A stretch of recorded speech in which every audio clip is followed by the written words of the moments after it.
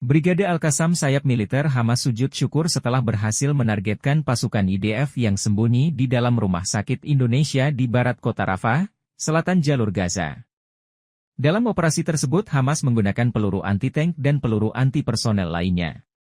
Dalam video yang dirilis di Telegram pada Rabu, 15 Agustus 2024, dua tentara Israel sedang berdiam diri di dalam gedung.